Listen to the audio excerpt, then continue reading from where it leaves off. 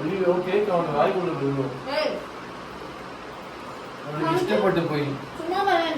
അവന് കുറിച്ചുപ്പാ കേക്ക് വായിക്കുള്ള പോയി.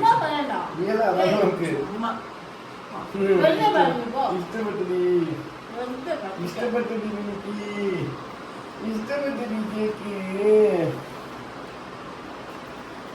കേക്ക് സാപ്പില്ല ഉടനെ കമന്റ് പോട്ടാதீங்க പറയാൻ വന്നു കമന്റില് പോട്ടാதீங்கன்னு പറയടി.